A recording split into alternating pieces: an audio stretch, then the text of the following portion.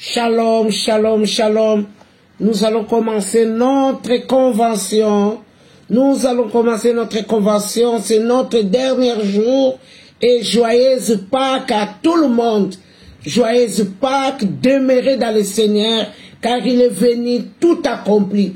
Il est venu payer tout ce qui nous pesait. Soyez bénis. Aujourd'hui, c'est le dernier jour de notre convention. C'est moi qui finis, qui clôture. Alléluia, soyez bénis. Nous allons inviter nos bien-aimés pour commencer. Soyez bénis, soyez bénis. N'oubliez pas, c'est la Pâque. N'oubliez pas, la Pâque, c'est un grand jour pour toi, le jour de ton rachat. Tu as été racheté de tout ce qui t'est condamné. Soyez bénis, soyez bénis. Nous allons commencer notre émission. Alléluia, Hosanna, il est merveilleux. Là où tu te trouves partagé au maximum, Dieu fera grâce. Alléluia. Nous allons écouter notre chanson. Alléluia. Hosanna.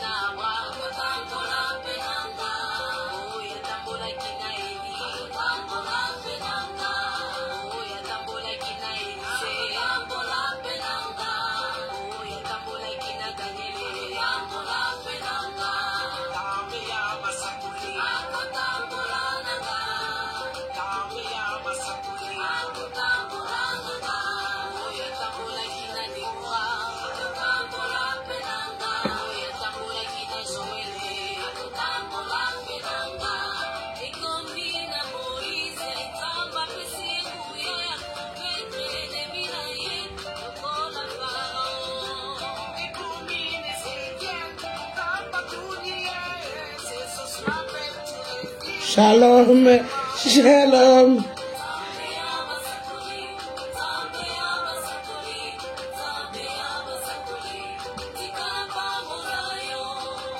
C'est lui qui a dit parole est dans ta bouche. Il vient à Ézéchiel, il dit ceci souvent, Dieu veut vivre, il se passe de là, il te donne un mandat,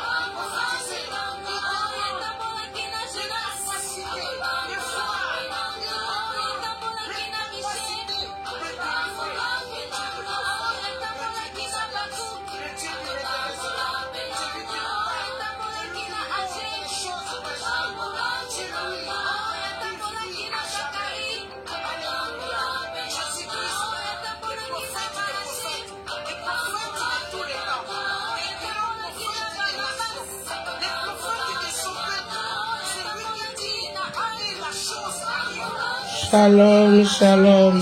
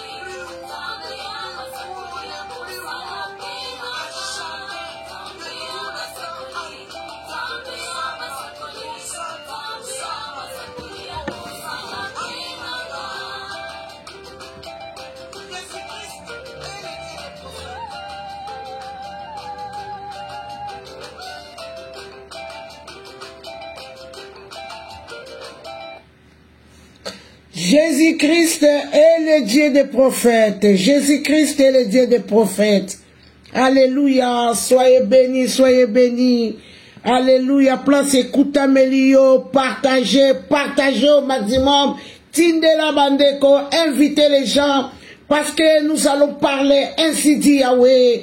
Quand la parole sort, ça sort pour produire. Quand la parole sort, ça court avec vitesse pour produire. Voilà pourquoi aujourd'hui, nous allons clôturer notre convention. Aujourd'hui, c'est la dernière jour de notre convention. La Bible dit, mieux vaut un début, mieux vaut la fin d'une chose que son commencement.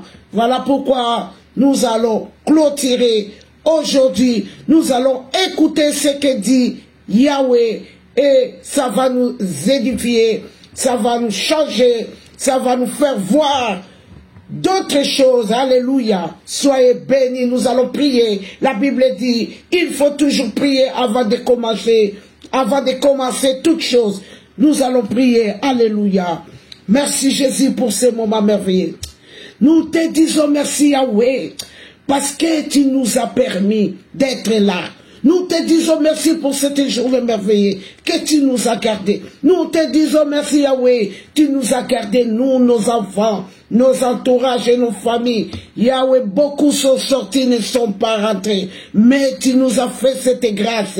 Nous sommes devant ta face. Merci, sois loué, béni. Sois loué infiniment Yahweh. Nul n'est comparable à toi, le Dieu de grâce, le Dieu de bonté. Voilà pourquoi je t'élève et je t'adore. Tu es tout pour nous, Yahweh. Nul n'est comparable à toi. Là où tu es assise, entouré de vieux 4 vieillards et 4 êtres vivants, en train de te prosterner jour et nuit. Saint, Saint, Saint, le Saint Dieu, le Tout-Puissant qui était, qui vient. Moi aussi je t'élève et je t'adore. Moi aussi je magnifie ton nom. Moi aussi je t'adore Yahweh, parce que tu le mérites, parce que tu as dit l'heure est venue que les vrais adorateurs t'adorerons en esprit et en vérité. Voilà pourquoi nous te lèvons, nous te couronnons roi des rois, nous te couronnons roi des grâces, nous te couronnons Seigneur des seigneurs. Tu es au-dessus de tous les noms, tu es élevé au-dessus de tout. Yahweh, reste élevé parmi nous. Toi dont le règne est éternel, règne à jamais en ce moment. Yahweh, nous te laissons le règne. Yahweh, j'invoque ton règne. Yahweh, j'invoque ta présence. Yahweh, j'invoque, Yahweh, ton intelligence. Yahweh, qui n'a point de limite. Yahweh, je t'invoque. Yebo Yabasanta. Toi dont le nom est éternel, règne du début à la fin. Saint-Esprit, toi qui glorifies le nom de Jésus, nous avons besoin de toi, Saint-Esprit. Viens remplir ma bouche de ta parole. Viens m'ouvrir les yeux pour comprendre, Yahweh, ce que je vais lire. Yahweh, nous avons besoin de toi, Saint-Esprit. C'est ton temps de ministère. C'est ton temps d'y agir, Saint-Esprit. Va toucher les âmes. Va sonner dans leurs oreilles. Yahweh, afin qu'ils se lèvent à cause de la vérité. Nous avons besoin de toi. Car sans toi, nous ne pourrons rien. Les fondements sont renversés. Nous avons besoin de toi. Yekabashinda Baba. La Bible dit quand tu envoies ta parole, tu es derrière pour accomplir. Yahweh, accomplir pour une maman, accomplir pour un frère, accomplir pour quelqu'un, Yahweh, qui est en train de tourner, qui n'a plus, Yahweh, de solution. Accomplir, Yahweh. Yahweh, merci pour les révélations. Merci pour discerner, Yahweh, une personne là où il est. Yeboya Bashenda. Alléluia. Hosanna. Je viens briser toutes malentendues et incompréhensions dans le nom de Jésus. Je viens briser toutes malentendues, Yahweh. Tout esprit de somnolence, je vais les briser au nom de Jésus. Je viens faire taire tout l'ennemi de l'évangile dans le nom de Jésus. Je plante la croix de Golgotha parmi nous et nous te disons merci Jésus. Merci pour ton règne. Merci Yahweh. Yekobo Yabasanta. Nous avons ainsi prié au nom puissant de Jésus-Christ de Nazareth. Alléluia. Hosanna. Hosanna. Hosanna. Hosanna. Alléluia. Nous allons parler de la part de l'Éternel. Alléluia, nous allons parler. Yeboyaba shekebe yababa. Nous allons parler abashinda baba. Alléluia. Notre thème, alléluia. Es-tu une femme? Point d'interrogation, bâti.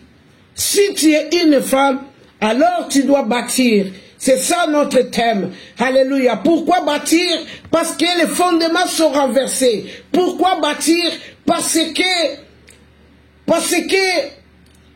tout n'est plus comme avant. Alléluia. Voilà pourquoi la Bible me dit, quand les fondements sont renversés, nous avons besoin de juste. Alléluia. Mon thème de ce soir, mon sous-thème, c'est-à-dire la sagesse, la crainte de l'Éternel et le commencement de la sagesse. Car nous avons notre thème, la femme est sage. Nous avons sage, nous avons femme, nous avons maison, instruit.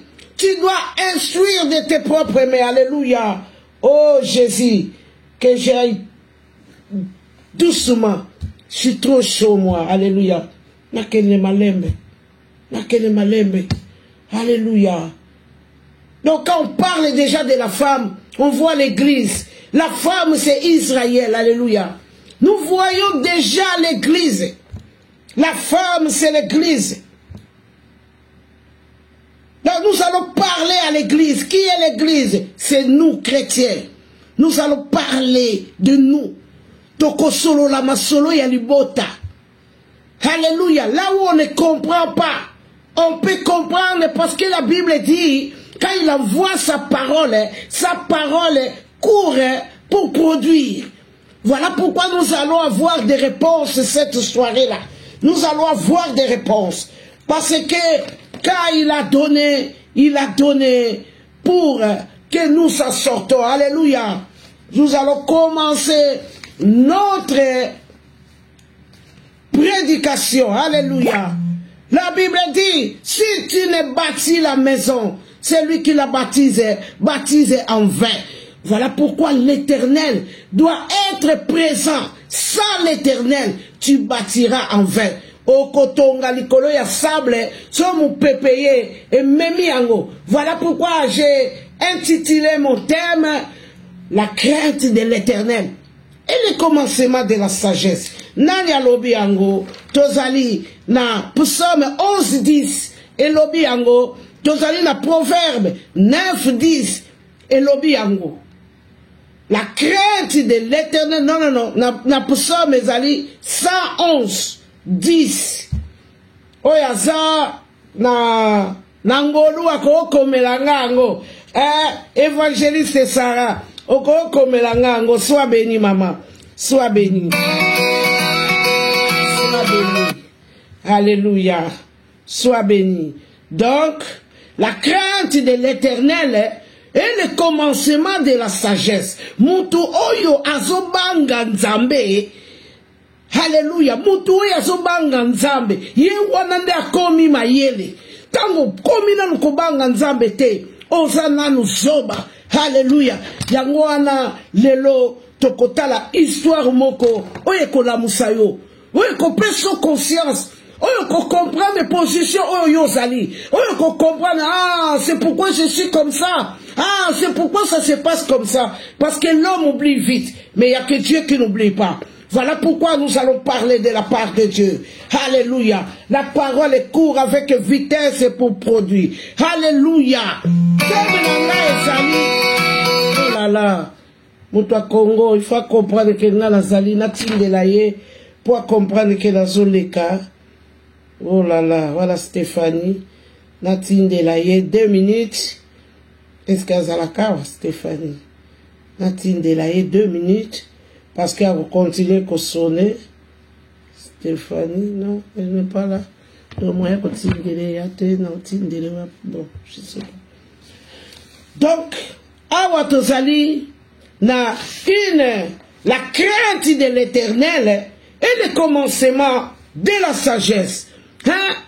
1 Corinthiens 13 loro balabiso que quand j'étais enfant, je parlais comme un enfant.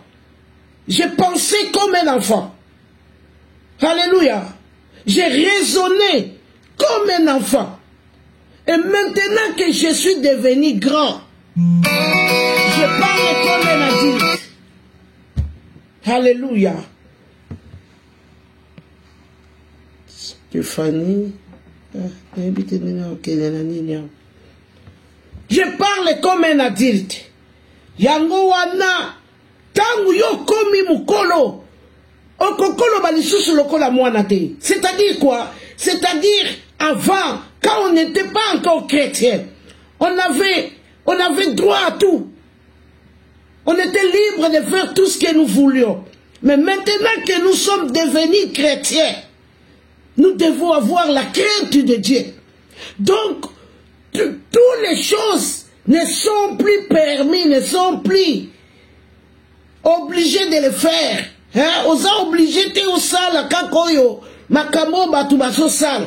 Yangwana Corinthiens lobina biso, quand j'étais enfant, je parlais comme un enfant et je pensais comme un enfant. Lorsque je suis devenu adulte, maintenant les choses enfantines sont passées. Maintenant, nous marchons selon les lois de Dieu.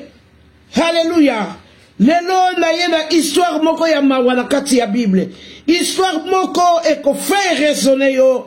Histoire moko eko la musayo. La maturité spirituelle est très important. Na biso bana na nzambe oyo tozali ko la nzambe. Na nzela ya nzambe tozala ba prescription. Alléluia. Tozala ba prescription. Bible lobi tous son péché sont privés de la gloire de Dieu. Et le salaire de péché, c'est la mort. Yango wanandeko, et sengeli, okabwana na lisumu. Pote likambo yo nasako bete la yo, et zali likambo moko, nzela nangwe yaki, na nzela ya lisumu. Yango wano moni na tie teme na ngai, la crainte de l'éternel, et le commencement de la sagesse. Alléluia. Okutambo la lanzam, Bible lobi, la crainte de l'éternel est le commencement de la sagesse, c'est lui qui le pratique, ont une raison sainte. Voilà puis ça me monte lobiango. Alléluia. Awa, tozali problème. Ba lobby Israël est du problème.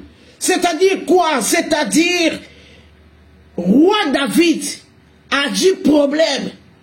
Problème wana nde yango tokomona. A dit problème et pourquoi? A dit problème parce qu'il a fumé la qui porte, parce qu'il a péché.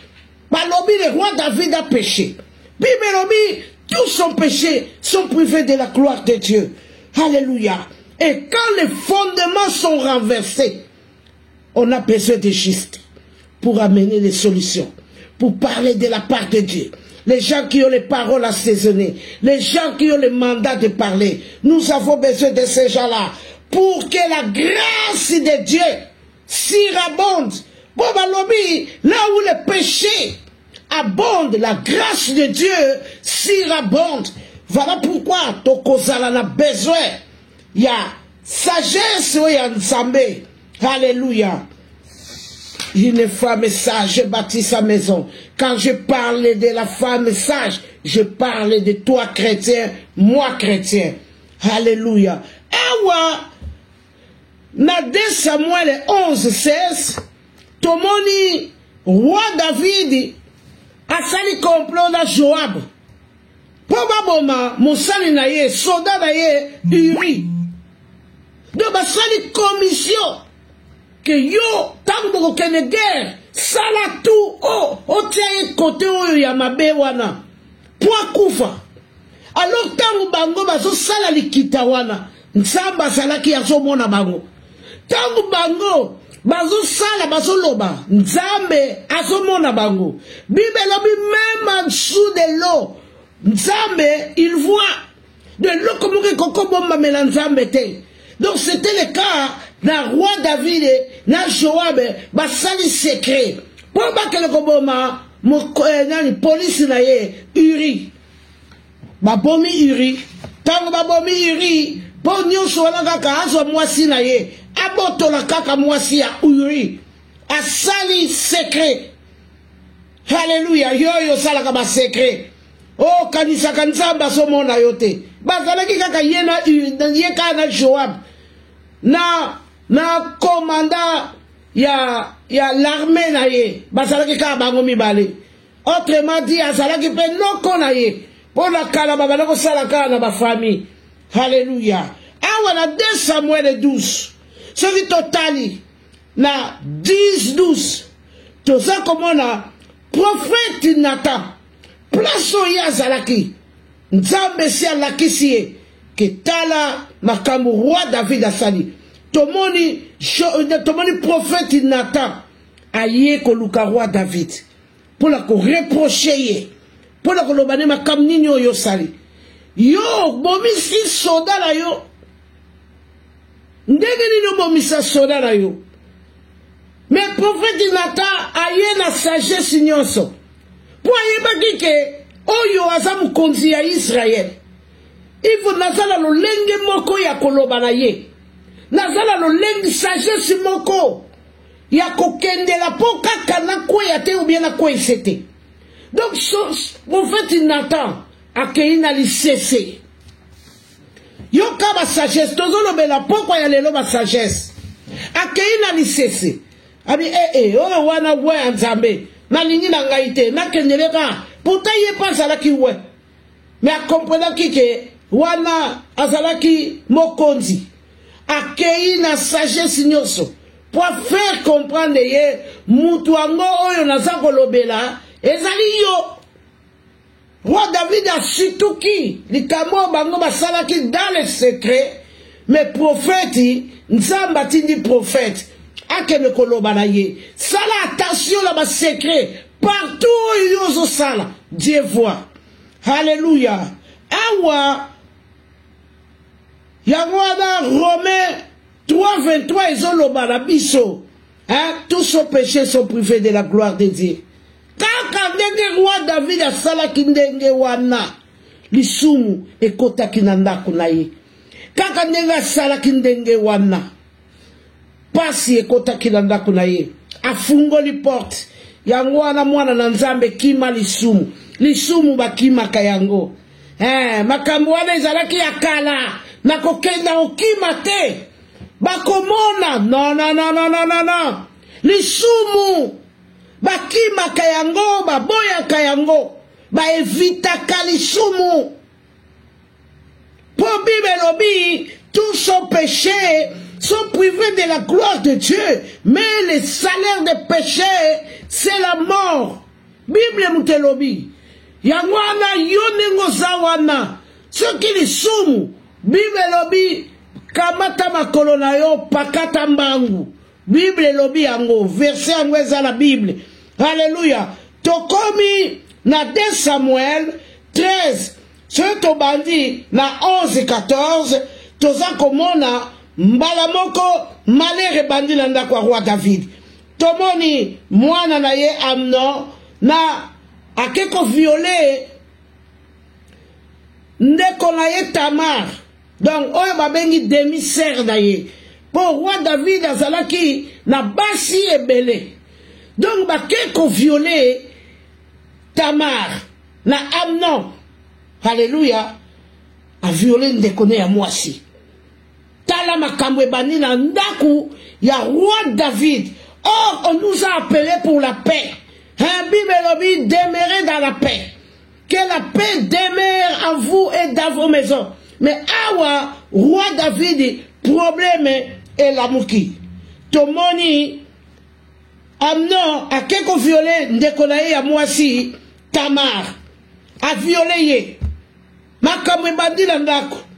Ake a violé, ndekonaye propre.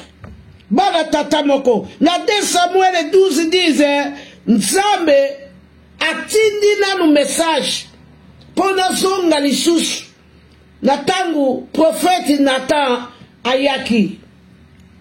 Prophète Nathan tangu aye alobi na roi David na 2 Samuel 12:10 alobi na ye, eh bien à partir de maintenant lokola yo bomi mwasi ya Uri, eh bien, liwa e koti na ndaku na yo. Pasi kufa e korenye na ndaku na yo. Maloba oyo o Samuel ayaki ko oyo Nathan, prophète Nathan ayaki ko yebise yango wana.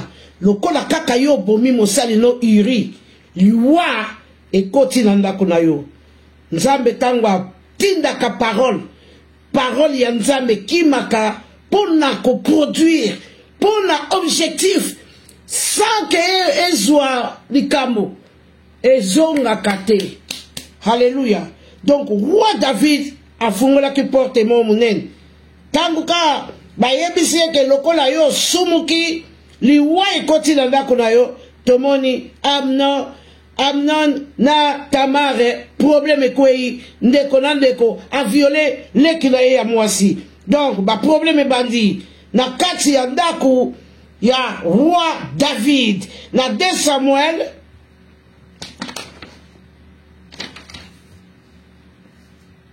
na 2 Samuel 14:1 non na jamusi ngala ici comme sous ouais. Donc toke awa na sa Bible kaka babomi akeko violé ndeko na ye ya mwasi e koti pitopale ndaku ya roi David e koti pitopale. Pourquoi? Parce que asumuki yangwana Nzambe a permettre yangwana lisumu nazobeta sete bakimaka yango moni na tie teme na ngai sous teme na ngai la crainte de l'Éternel est le commencement de la sagesse. Tu dois fuir le péché. Roi David a sali makambo na kuku nzongane Nzambe amoni. Nzambe a pameli. Soki Nzambe a pameli yo ozwa solution te. Pozwa solution. Grâce moko spécial. Il faut quitter. Sans la grâce, okozwa solution te. Parce que ce que Dieu a dit, personne ne peut le changer. Yango wana lisumu bakimaka yango. Soko kimi yango te okotika la insensé. Loko la Bible lobi, car l'insensé azo détruire Ye moko ya tongi na maboko na ye. Ya ngwana yo, il faut à la côté ya ma sage. Balobi même, ba 5 sages. Tangu Yesu aye akuta kibango.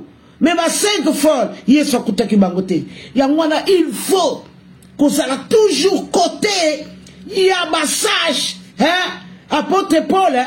Quand j'étais enfant, je parlais comme un enfant corétien à Solo Balabiso. Et maintenant, je pensais comme un enfant. Je raisonnais comme un enfant. Alléluia. Et maintenant que je suis adulte, au commande de nouveau, au commande à Yesu, au ngala koma moisi ya libala, au ngala koma chrétien, au na changé vie. Mais awa roi David pas là qui chrétien au kolabiso. Aso sala makamu na kuku, place masalaki likopa la bango, réunion la bango na Joab, muto sala kite. Mais Dieu voit dans le secret. Que la makamu sala, la secret, balobi, le kola da roi David yo sali boye. Liwa e koti landa kuna yo. Liwa e zalika kate okomona batu banjo kufa. Liwa e zalika kate okomona nanda kuna yo batu bazali kokweya. Liwa e lakizika kate batu bazali shoki ndeni. Misère. Misère. Beta la Google au définir mon misère. Donc ils ont la poisse. Yamwe kotaki nanda kwa roi David. David a commis un problème. David a Samuel. Balobi d'ailleurs, eh bien, à partir de maintenant, il y aura toujours des morts violents dans ta famille. En effet, tu t'es moqué de moi en prenant la femme d'Uri le Hititi. Ntsamba siliki na likolo. Soki ntsamba siliki nanangwa kokiko ko kitisaye kaka ba bien fait na biso. Misala na biso ba œuvre. Alléluia. Lobi si mon peuple sur qui est invoqué mon nom, si m'il prie, si se détourne de leurs mauvaises voies, moi l'Éternel, je l'exaucerai des cieux. Désormais, la prière qui sera faite en ce lieu sera exaucée. Et ça la batebele nzaba yoka kalibon delite. Ya unga la koma soko benga tobona na MCOT na la besoin bon de la té. Na koma catégorique dans la linga kasumu zobate. Les gens font tellement du mal, ils sont là pour prier. Nzamba lobi la roi David, comme tu as fait cela, c'est fini. Le koufa violent. Ka koufa te. Mais koufa mo ya violent. Et quand il en a kunayo, désormais, ndakunayo kozala suna kimiate, nzamba lapi na likolo. Voilà pourquoi tu dois fuir les péchés, tu dois l'éviter. Alléluia. Voilà zaima kamta utoka ya mokili, problème yali ya bagomona na ukimate. Nazawana, bake nanga wapi. Voilà tant tozaki na mokili, Bible lobi fouiller. Balobi Joseph devant la femme de Potiphar, Akimi. Fouillez. Alléluia. Awa tomoni na 2 Samuel 13 23. Tomoni Absalom aye ko fabriquer anniversaire. Yango na msaka bino ba anniversaire za malamu te. Aye ko fabriquer anniversaire. Asali semblant ya ko fêter anniversaire. A invité baninga na baninga ya Amnon de konaye wano ya violaki de konaye ya mwasi. Parce que Amnon ya zalaki demi-frère ya Tamar. Or Tamar na Absalom baza mama moko tata moko. Siko Absalom ayebi ke ba violé de konaye ya mwasi. Après 2 ans, aye azeli batuba bosana. Alléluia. Azeli batuba bosana. Tangu batuba bosani, asali si fête anniversaire. Alobi na zelaga mukolo anniversaire la sali sa fête. Asali si anniversaire a invité ma camarade ya Amnon pour ayeba kike ye pa koya ake pa tata la ye. Alobi pardon papa, pesanga Amnon tokene anniversaire tata la ye a hésitaki. Mais à cela qui tout à soi qui est. Ne place à quelque moment, ne collaye demi-frère là yé. Alléluia. Matanga et continue sous. Alléluia. Tout ça là, très attention. Très attention. Dans nous, les besoins avant Amnon Akoufa, na 2 Samuel 12 balobi na 12 na 16 balobi mwana soko bandi na 16 balobi mwana ya David na Besheba akufi mwana babotaki na lisumu akufi kosakana na lisumu te yango wana Bible zoloba na fils prodigue quand il est rentré en lui à comprendre biso ba chrétien et sengeli to kota kakati na biso bilan spirituel o koti kati na yo oza ko raisonner oza ko réfléchir et pesa ka ba solution makamu nyonso ba prier kate makamu musu ezali ya raisonnement 1 Corinthiens lobi na biso quand j'étais enfant je raisonnais comme un enfant je parlais comme un enfant. Maintenant que je suis adulte, je vois plus clair. Alléluia. Awa, roi David, mwana, oyo akeleki ko luka, mwasi abatu, mwana kufi. Alléluia. Mwana kufi, tomoni awa, na 13, tomoni ba bomi, ndeko na ye. Alléluia. Babomi ye, babomi Amnon. Na Absalom abomi ndeko na ya mwasi kufa ekoti na ndako wa roi David. Pourquoi? Parce que roi David a péché. Alléluia. Sumuka na yo yango wana Bible lobi n'envie pas ceux qui font le mal, ne l'envie pas car ils sont vite fauchés comme l'herbe. Bible mutelobi mutozu sala mabe omeki kolobela ye aboyi tika ye respecté. Alléluia. Respecté balobi liwa ekoti na ndako ya roi David parce que le roi David a péché. Nzamba lobi na Nathan prophète Nathan kene kolobala ye lokola ye abomi Uri banda lelo mort violent ekoti na ndako na ye. Alléluia. Tokoma komona ba chrétien gang akomona la osoko kei okimi chrétien azo sekayo. Oh, tu dois fuir les péchés, tu dois les fuir.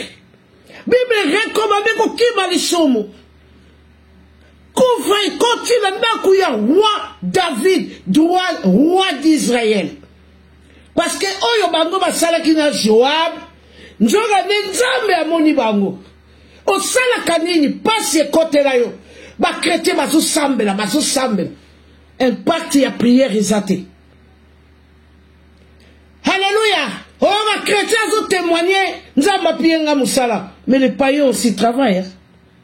Oh, ma chrétien azo témoigner oh nzamba pesi la voiture asika mais ngata on azakala mokili je roulais qu'avec des gros cylindres. Alléluia.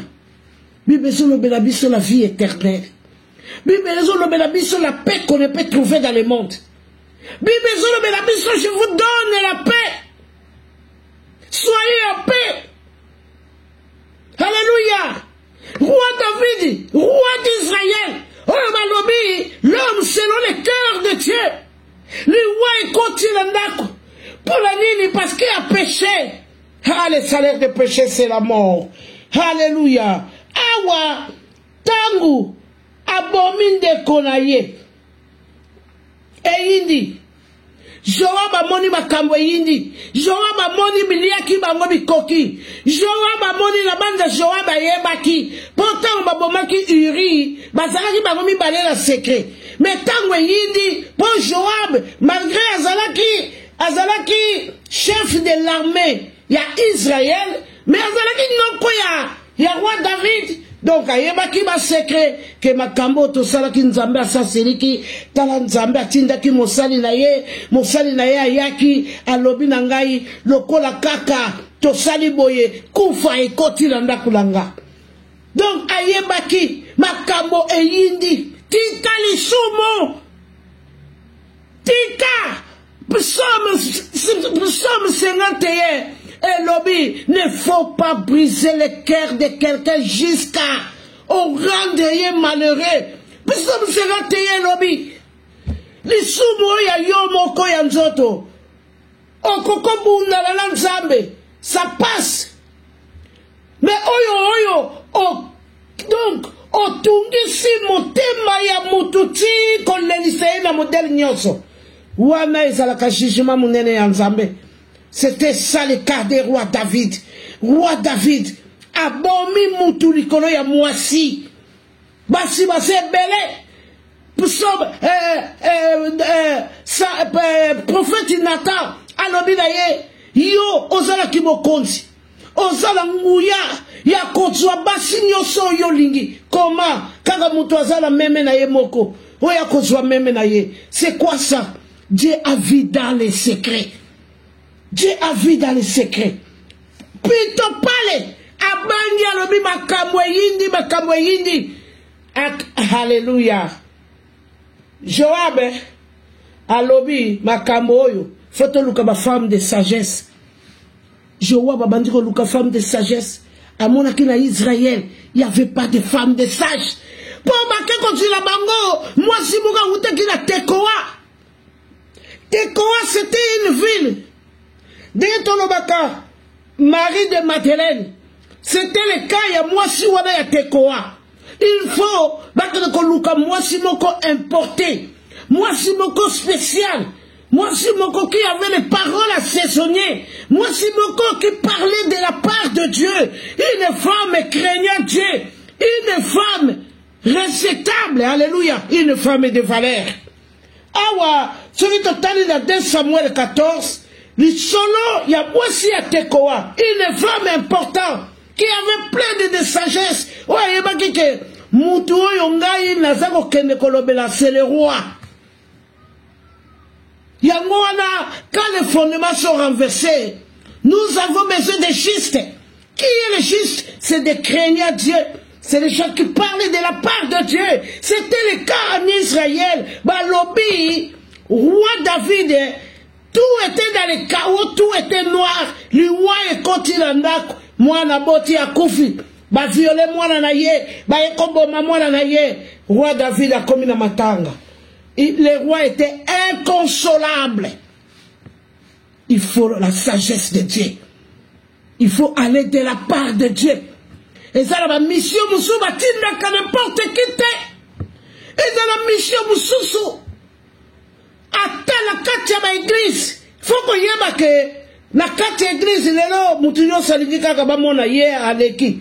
Mais non, balobi te recevoir ma talent différent pour l'édification des corps de Christ. Et ça la batouille ma salami. Quand Kapola kolobela de la part de Dieu. Balobi Paul abandaki kosalana na Silas. Silas azalaki prophète. Ya banaki okele loba. Ce qui donc ya zalaki kokene na ba mission ya ko arranger des familles. Kokene ko bongisa o nyos faisait ya ko bukana. Hein? Quand les fondements sont renversés et par roi David, les fondements étaient renversés.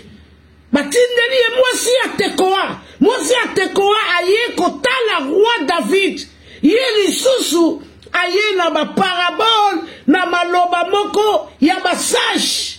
Ayebi que je suis devant le roi, je dois peser mes mots. Alléluia. Na ba église lelo, respect la soute. Tozala ba mama mikolo la kati église. Oka ba jeune wala surtout sur les kakaliboso. Azo manquer ba mama, respect. Nous devons faire très très attention. Moi si la femme ya Tekoa, tangwa ye, aye kosa. Donc aye na sagesse. Pour convaincre le cœur du roi. Or, l'évangile, c'est pour convaincre. Ce n'est pas pour la guerre. Oh, yo, roi David, yo, nerenini, oh, bomi, nerenini. Non. Ayakina, ma parole de sagesse, les paroles assaisonnées. Tout ça, l'attention. Jacques et Alobi Nabiso. Alobi Nabiso, la langue, c'est un petit instrument. Oyo et kokiko pelissa, zamba mobimba. Faites attention. Likamona yo, tinda mutu, metala mutu oyo kotinda. On ne peut pas envoyer n'importe qui. Donc, femme de Tekoa, aïe, une femme sans nom. Babeki na bangoye pas certé. babengi évangéliste c'était, babengi bishop te, babengi nini te, sans nom. Tekoa ezali kombo ya ville. Mwasi wana ne aye pona kokitisa motema ya roi. C'est totali na 2 Samuel 14. To mona histoire ya mwasi ya Tekoa. Alléluia. Natanga quand même mukie. Joab. Bon, la Kenade, 2 Samuel 14 et 2. Il envoya chercher à Tekoa une femme habile, donc une femme de sagesse, et lui dit, montre-toi désolé et revêt des habits de deuil. Nettoie pas l'huile et sois comme une femme depuis longtemps pleure et mort. Et tu iras vers le roi et tu lui parleras de cette manière.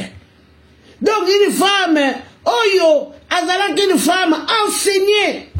Bon, c'est total, Shoah, besoin de expliquer Dieu le Père. Signification à combo là. Donc, on pense à moi, si on a sagesse, oya kokende, kolobe la roi. Yondanyo ke kisamote maya roi. Tu dois être envoyé par Dieu. Moi, si on a kei. La femme de Tekoa alla parler au roi. Elle tomba face à la terre, elle se prosterna. Et elle dit au roi, sauve-moi. Donc, abandi li cessé. Oye, quoi il roi David, il abandi li cessé comme quoi il peut moi n'en ba bomiye. Avec toute la question par roi, si quoi on a la nini, roi lobi ah. Okosale lokote soki ba yé po ba boma mwana no moko ya tikali. Yaka kofunda bango epalanga. Alors, tant moi, si on est plus loin, roi David a compris que, moi, si on est solo langa, qui t'a appris ça? Lobe langai, ne, basuka ki wana na moi si wana. Mais deko, ba lobi moi si wana, a quitté chaque motema ya roi. Roi était consolé. Mais ba lobi kaka, loko la kaka, a fungola qui porte ya l'isumu. Malédiction et tika qui était. Ndeko! Tika, sali complot na Shoab. Baboma, iri le titi. Makamwe kotelie. Ndeko! Zala fondé sur le roc. Basala ki li kopa. Tika makamba li kopa ndeko langai. Bima na ma secret. Bima na ma kopa. Bima na mi fouiller les mauvais compagnons.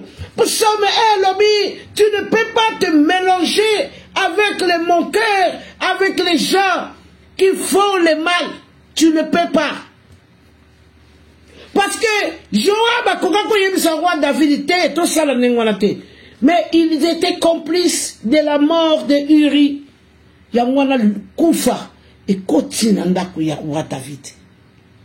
Quand les fondements sont renversés, où sont les justes? Fondements Zali. Donc, Bible, tout le monde sont pervertis. On ne voit plus les gens qui cherchent Dieu. On ne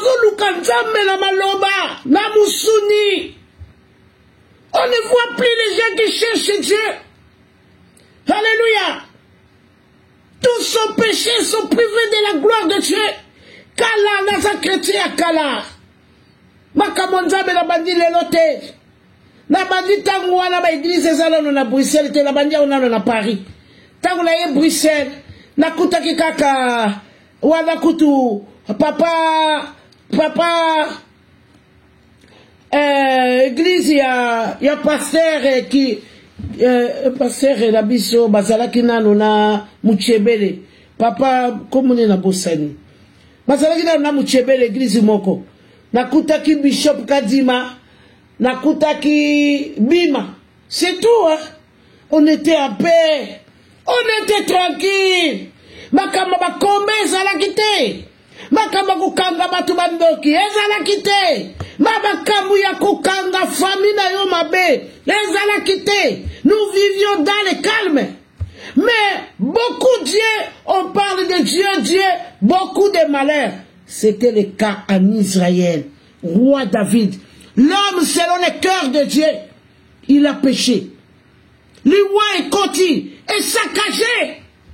Ndaku ya roi David. Balobi, Abnon, Tangu, Abomin de Kolaye wana, Akimi, Tangu Akimi, moi c'est Tekoaye la 14, la 15, 2 Samuel 15, Balobi, Absalom, Alindia Boto la au pouvoir y a tatalaye. Parce que quand la parole sort, ça sort pour produire. Nzamba Lobi na roi David, comme tu as fait cela, Kouva et Koti. Nzambe aloba no kufe Koti. Nana ngwa ya ushanjango. Yangwane fuki malisum. Yana ba masolo mususu. Soko yoki ba prédication mususu soko yoki. Tika basum. Obondeli. Ozomona ba solution te. Kota katira yo. Na sala nini. Parce que zala makamu mususu. O sala 20 ans passé. Ozomona ngala lokola na komo sambela esila te oboma même mabala batu bala wala balala na babala osimba kisi moko boye obebisa mutu wala beba tilelo. Vraiment tu as besoin de chercher les sages. Yangwano moni na zoloba la sagesse de la crainte de Dieu et le commencement de la sagesse. Banda koluka Kota katina yo. Mindele baloba, avant de bien sauter, il faut reculer. Au sala nani mabe. Au poignarda nani. Au libon de l'île yo nzambe yo kakate. Alléluia. Ozo procéder te. Tant bazoloba, qu'on prospérer. Bible lobi qu'on prospérer to kansakaka ke salo kwa mbongo. Non. Qu'on prospérer même. Bando badan zambe, même prospérité moko ya mukie tozo mona na yote. C'était le cas de roi David. Roi David a commis qu'on perdre Kimokondi. Roi David a commis qu'on faillir. Roi David a si le pouvoir. Balobi na 2 Samuel 15, Balobi Absalom a comme botola Kimokondi ya tatalaye. Alléluia. Oyo nzambe mutu atie nzambe alobi na nata tango kokende pa jese na tindi okene kopona mosali na ngakuna. Mais là c'est Dieu qui dit nzambe amwana mama te nzambe za camarade te nzambe za mutu oyo basakana kana yete o nzambe ko comprendre nzambe comprendre ka mutu te ye kaka poni roi David.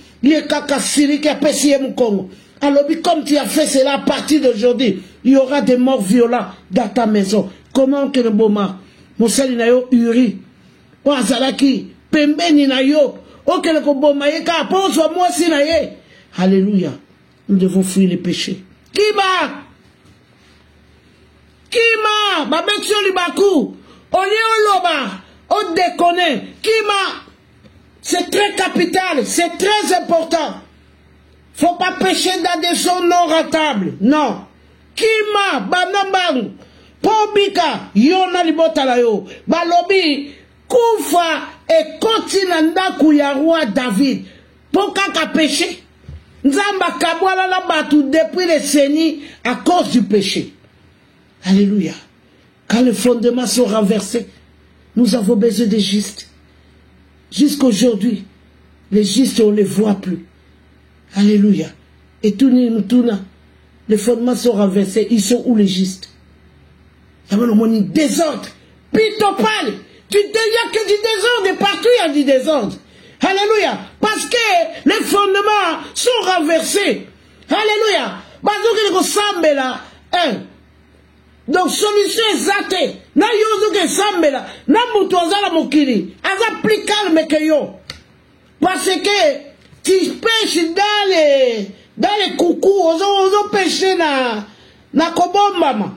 Nous devons faire très attention. Tu comme il a 15. Na 2 Samuel 15, 13. Balobi roi David, il faut tika kibo. Il faut tika couronne akima. Akima mwana. Atika bokondi place nzamba tiakiye. Akima. Pour moi, naye mabe. C'était la volonté de Dieu. Yango moni nazalaka contre batouer nyonso bazo bengala Satan. Moi, ça me dérange. Nyonso zo bengala Satan. Mais qu'est-ce que Satan a à voir à ton problème? Mais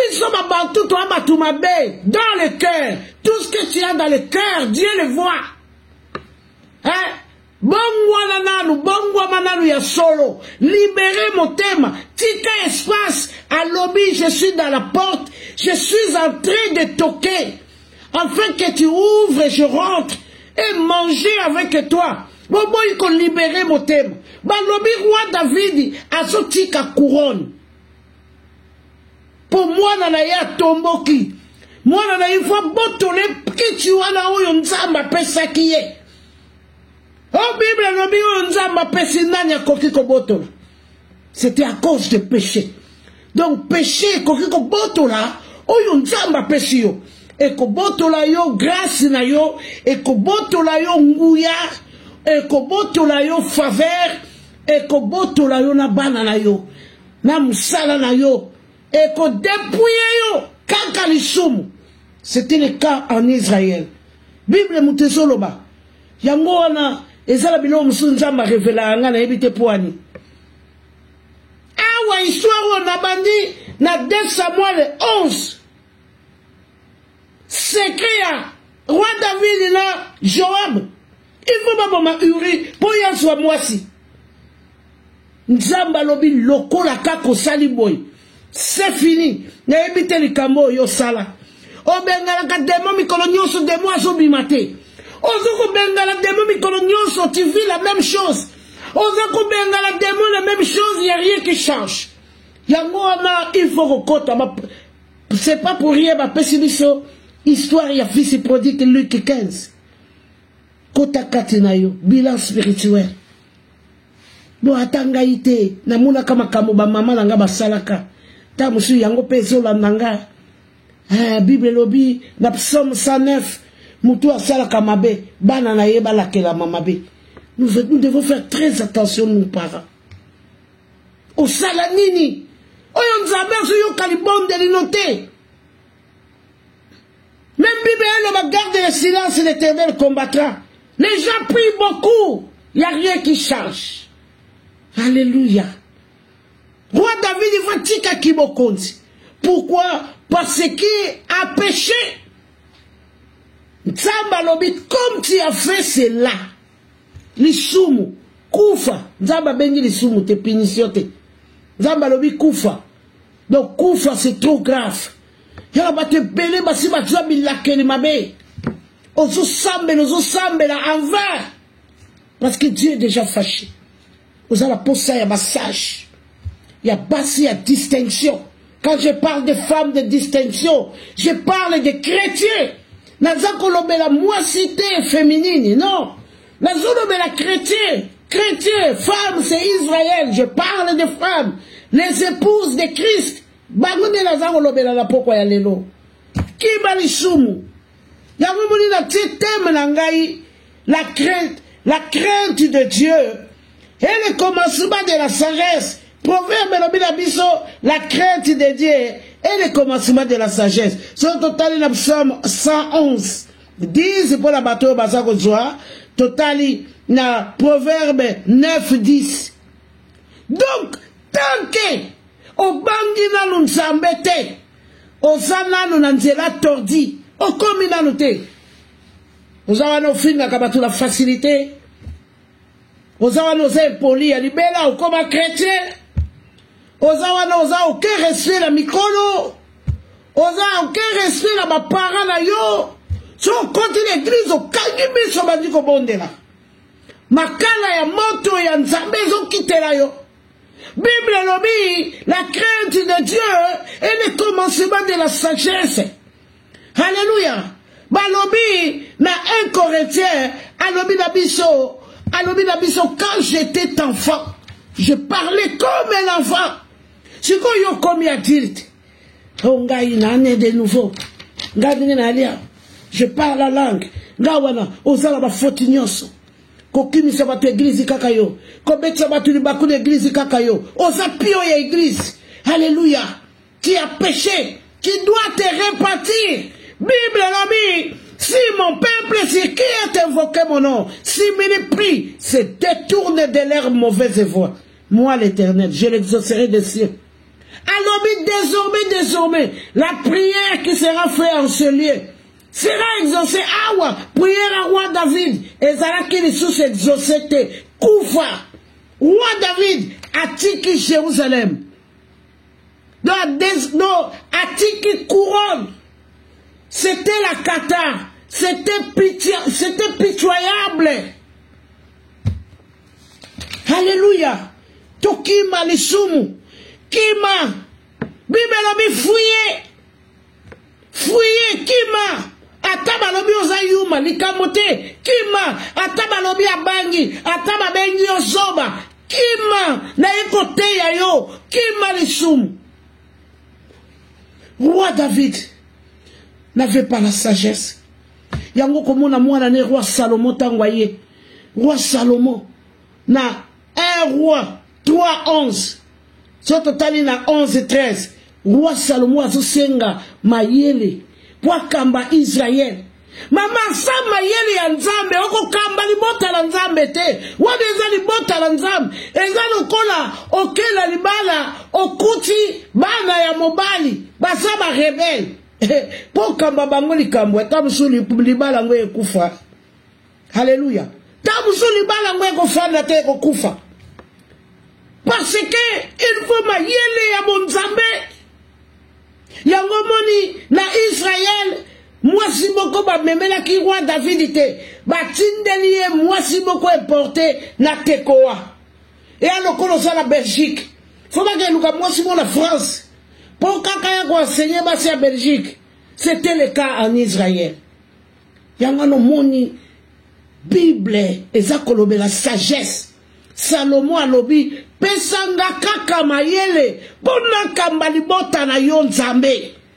Sama yele ya Nzambe, oko kamba libota te. Bible lobi na bonne nouvelle, donne la paix. Ce qui yozo loba que batu bazo se révolter. Ce qui yozo loba que batu bazo silika. Tu dois demander la sagesse de Dieu. Alléluia. C'était le cas en Israël. Balobi, na 2 Samuel 16, surtout bandi la 20, balobi Absalom a commis kolala na basi ya tatana ye. Parce que Nzambe alobaki lokola yo obomi ou iri. Kufa ekoti na libota na yo. Okozala kasuna kimia te. Nzambe mutu alobi. Yo kanatanga ngona 2 Samuel 12:10. Makamu Nzambe atindi prophète Nathan. Akele koloba na roi David. Alobi eh bien, à partir de maintenant, il y aura toujours des morts violents dans ta famille. Et en effet, tu t'es manqué de moi en prenant pour femme la femme de Uri le Hittite. Écoute bien, ce que je t'annonce. Je vais faire venir le malheur sur toi. Et ce malheur viendra de malheur sur... Je vais faire venir le malheur sur toi. Et ce malheur viendra de ta propre famille. Yango monitolobi, les femmes insensées la renversent de ses propres mains. Nzambalobi kaka la libota la yonde la ko détruire. Et je vais prendre tes femmes sous tes yeux. Oyo, tangu Nzamba moni nige babomi Uri, Nzamba tini prophète Nathan, aya kolobele makambo oyo na 2 Samuel 12. Mais awa na 16, to moni pe, makambo Nzamba tindaki bandio salama. To moni pe awa Absalom a commis kolala na basi ya tatala ye. Ne joue pas avec Dieu. Ce que tu fais dans les secrets, Dieu le voit. Yangwana ngala ninga kolobela mingi Si j'avais commis l'iniquité, l'Éternel ne m'aurait pas exaucé. Parce que Nzamba kendaka la mutu aza la raison. Yango ngala nga ko sala batu babete pona opambolo. Sozo sala mutu mabe ozo tika na escalier na ye. Hein? Bibelobi reste là jusqu'à ce que je fasse de tes ennemis ton marchepied. Donc jamais yango Bibelobi chercher la paix avec tous, car sans lesquels nul ne verra le Seigneur. Mais péwana écoute pourquoi tu dois fuir le péché. Tant moto yali kenenanu. Songo zonga après. Mais tu dois fuir le péché. Nzamba lobi na ye, je vais prendre tes femmes sur tes yeux. Siko atako bakozwa mwasi yango bakozwa mobali na yo. Boka na mwana na yo. Kanda Nzambe, ngala banga Nzambe. Awa Nzambe azako benga makuru. C'est quoi kourou? Donc quand il a pesanti son kourou sur toi, jusqu'aux 4e génération. Pour les donner à l'un de tes parents. Oh yo, tanga. En tout cas, oh Nzambe. Pourquoi? Non, bangali sumu. Nzamba lobi na kozwa basi na yo na misu na yo lokola yo botoli mwasi ya ndeko na yo uri obomie ngai na kobotola basi na yo na kopesa bango kaka na libota na yo kaka yango tomoni awa na 16 yango tomoni na 16 Absalom ayi kobotola moi, basi atatala ya banyola la bango. Nous devons faire très attention. Et celui-ci couchera avec tes femmes en plein jour. Oui, ce que tu as fait dans le secret, moi, je le ferai arriver en plein jour devant ton peuple. Yangwana, Fogoboya Mabe, roi David a sali l'isumu. Et même les malédictions. Awa, atiki couronne, la 15. Roi David atiki couronne, atiki kiti ya mokonzi. Atiki responsabilité ou Nzamba pesaki. Roi David a commis immature. Nous devons faire très attention. Yangwana tant Nzamba placé quelque part. Tu ne peux plus être avec n'importe qui. Au Koko Saranaba mauvais conseiller. Psaume 1, lobby, tu ne peux pas s'asseoir avec les moqueurs. Roi David a sumuki. Nzamba bandiko sambu saye. Atiki kibokonzi. Nala yebi ba konzi ya mukilio. Même si mikolo na ye koki. Pourquoi baso benga bango ba dictateur? Baso linga même pas kotika ba kiti ya bokonzi la bango. Baso linga kotika te. Okati peuple telemiti, peuple tomboki. Mais awa roi David. Tellement il est lié. Atiki kiti ya mokondi. Oyo Nzamba tieye. Oyo Nzamba lobi l'homme selon le cœur de Dieu. Alléluia. L'homme de Dieu, femme de Dieu. Tu as besoin de la sagesse qui vient de Dieu. Salomon alobi Nzambe pesanga mayele natambo salibota langa. Lelo ba église belé eza vite, mais ba église belé pesa la bato. Alléluia. Tout ça, attention. Nous devons demander la sagesse de Dieu. Nzambe pesanga mayele. Nzambe peut-être nazolo babiente. Nzambe peut-être nazo sala likambote. Ba église comme le lieu de travail. Oyemi place mondimi afanda kate. Ok dans la kotala mondimi te. Ozo zela ye aya ko lukayo. Balobi c'est donc balobi Jésus azalaki berger. Pour surveiller ma troupeau. Alobi soki troupeau moko ezangi. Tika 99. Kede luka moko ezangi. L'église est dans le chaos, l'église est malade. Voilà pourquoi on sort de la trompette. Voilà pourquoi on parle, alléluia. Nous devons demander la sagesse qui vient de Dieu. Que Dieu nous donne la sagesse. Salomon l'a demandé et Dieu l'a donné. Alobi lokola osengi kututela bakiso mikolo. La peso bozu ya mokili oyo. Na pambola yo. Mais yo sengi ka sagesse. Na kole kisa. Alléluia. Nous devons demander la sagesse de Dieu. Nzambe tangu na koloba nzambe na sepelisa mitema bato. Nzambe tangu na koloba na kitisa motema ya mutu. Mutu oyo akufeli bala ne misato. Pour qu'elle console ye, faut qu'elle de la part de Nzambe. Yango moni batindeli roi David, une femme de Tekoa, une femme qui avait la grâce et la faveur, une femme qui parlait de la part de Dieu, une femme qui avait les paroles assaisonnées. Alléluia. Nous devons faire attention. Nous devons faire très attention, roi David a dit qui royauté, responsabilité. Balobi atiki, akimi. Alléluia. Oyo nzamba pesi yo il faut battre. Alléluia.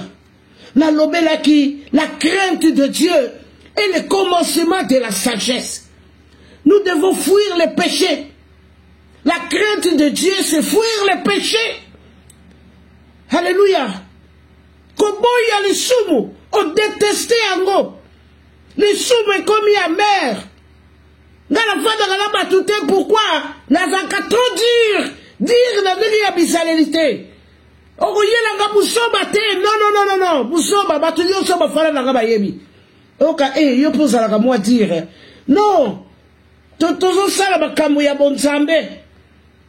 Ngala uti mukili makasi ndeni yo memela makambo ngala viva mi mula na banda vila 15 ans ndeni yo memela makambo ngala tika no muto ya uta mukili te akoyeba différent mabete ngaba kamu mingi nasubula kako zoyela makambo ngala tika la mukili ndoso zoyela ngali kamu na otalo ngabi makambo to viva la mukili na mula ngawa. Nous devons nous repentir, fuir les péchés. La crainte de Dieu est le commencement de la sagesse. Nous devons craindre.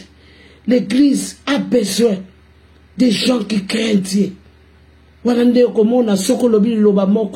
Dieu exauce. Dieu n'écoute pas les sons de l'it, nos cantiques.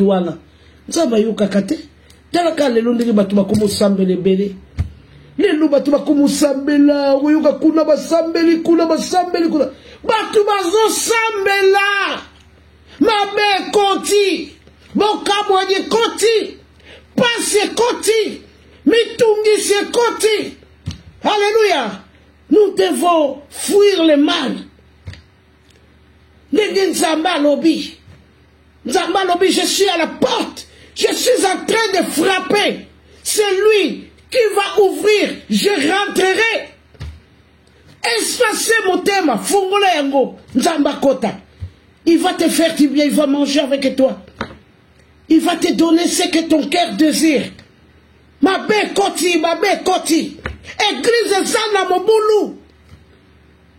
Alléluia. Ezana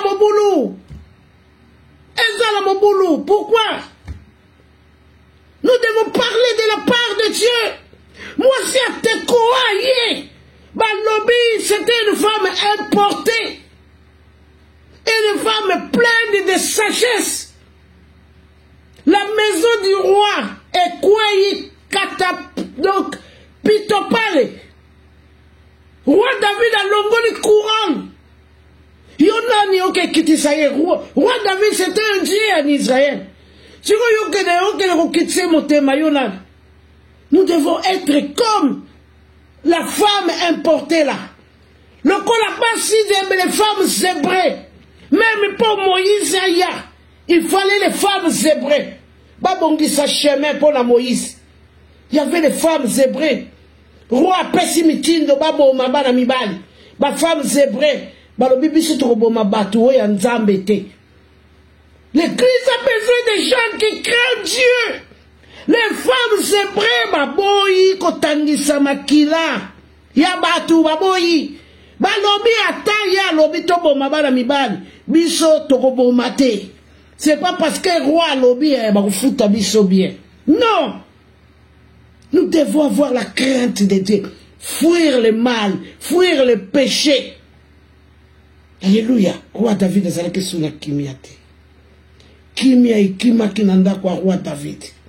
L'homme selon le cœur de Dieu, il a péché. Nzamba za moninga te. Ok, naka mikolo nyonso comme d'habitude te. Na salaka na nzambe. Na sekwisaka bibembe. Ngasoli na teyi. Bato batelemaka. Makambo nzambe za habitude te. Makambo nzambe za devoir. Ce quoi accomplir devoir te au Dieu échec.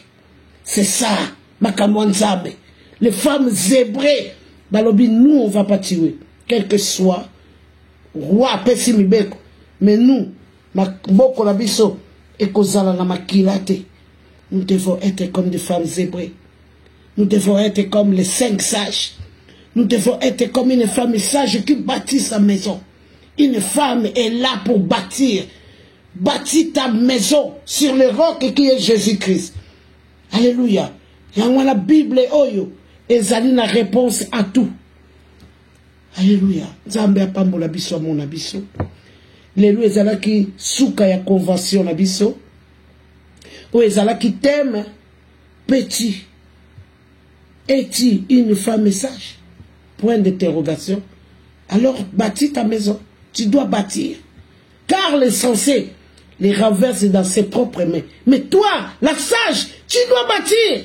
Tango sale loko, tala mindele nege bakamayele.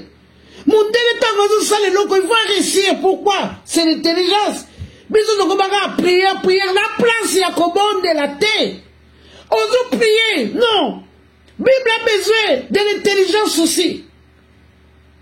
Quand on parle de la sagesse, on parle de l'intelligence. Mondele zo sale loko, na intelligence. On prie, les prières en vain.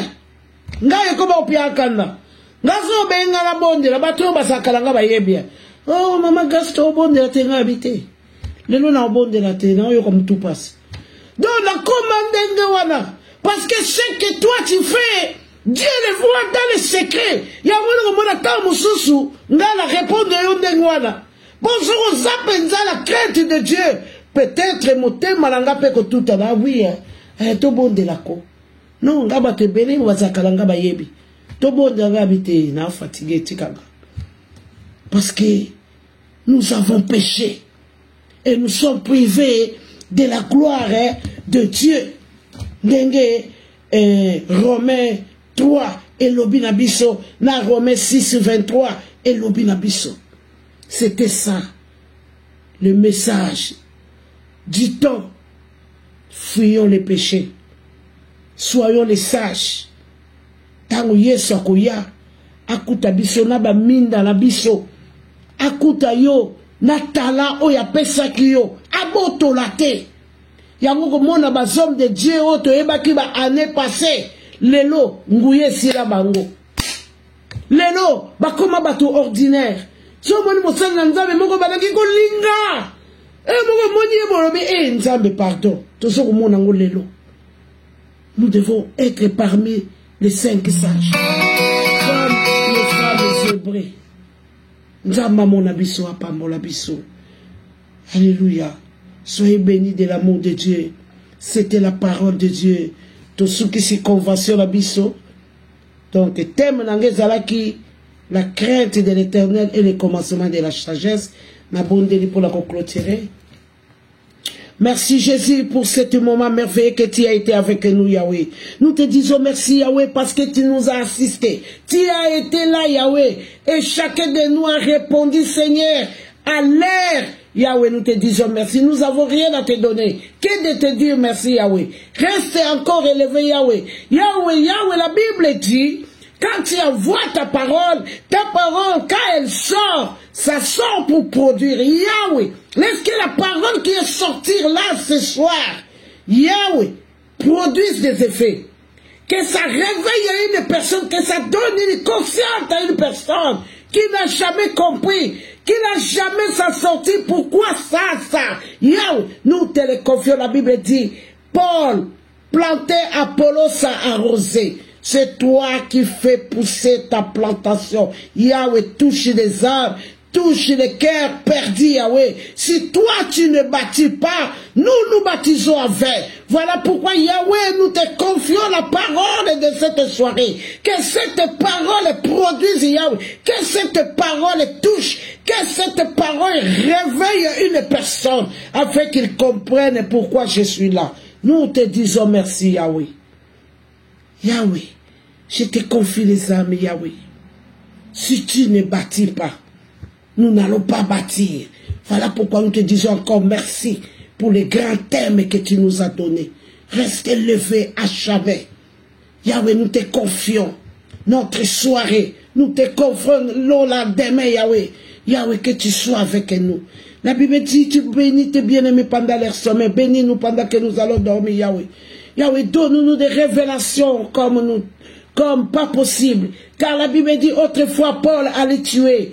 Mais Yahweh, tu t'es préféré à Paul, Yahweh. Yahweh, donne-nous des révélations. Afin que nous soyons réveillés à cause de la vérité. Nous te disons merci, Yahweh. Merci encore pour tout et en tout. Je bénis toutes tes servantes, Yahweh, qui sont passées. Yahweh, la Bible dit d'abord le royaume et le reste. Yahweh, bénis leurs familles, Yahweh, donne-leur le reste parce que ils ont accompli, Yahweh, ta mission. Yahweh, je te confie nos bien-aimés qui ont été avec nous, qui nous ont suivis, Yahweh. Bénis-les, Yahweh. Yahweh, ouvre-leur les portes qui sont fermées, Yahweh. Yahweh, qu'ils soient en paix, la paix qui vient de toi. Nous te disons merci pour tout et en tout, Yahweh. Merci encore, Yahweh, pour tout ce que tu as fait et que tu as commencé. Dans le nom puissant de Jésus, nous avons ainsi prié. Amen, amen, amen. Amen. Na pamboli motonyos, alléluia. Na pamboli bandeko nyonso bazalaki na ngai, la servante Élisée. Na pamboli yo Élisée Silu, sois béni. Na komona bino malamu awa zela na pambola bino en tout cas. Na pamboli batu nyonso yo tozalaki na bango na ligne. Vraiment na pamboli batu nyonso yo balekaki na séminaire. Nzambe apambola bino, Nzamba mona bino, soyez bénis de l'amour de Dieu. Toyaki kaka ko réveiller mutu parce que ezala bilo mususu soki tozui teme ça uta ke pa Nzambe. La Bible dit c'est poussé par l'esprit que les gens ont dit parler de la part de l'Éternel. Na pamboli mama pasteur langa Esther Miguel Nzambe langa mona yo apambola yo Nzambe. Vraiment, c'est une femme que j'aime bien, qui parle bien. Alléluia. Na pamboli Cécile et Kondi depuis place Zali Nzamba pambola yo. Évangéliste Sarah Nzambe amona yo. Nzambe amona bino. Wanazana aimer la grâce. Il faut na kende na aimer la grâce ma vinga. Nzambe langa penza mona bino apambola bino. Soyez bénis de l'amour de Dieu. Na moni papa Bachika, na moni pasteur Madeleine. Nzambe langa vraiment amona bino apambola bino. Vraiment, je suis honoré des hommes de Dieu, des femmes de Dieu. Soyez bénis, soyez bénis. En tout cas, na kumisi Nzambe. Na kumisi Nzambe. Évangéliste Mami Makila Nzambe langa amona yo apambola yo. Vraiment soyez bénis na pamboli moto nyonso tosuki wana. Bye bye.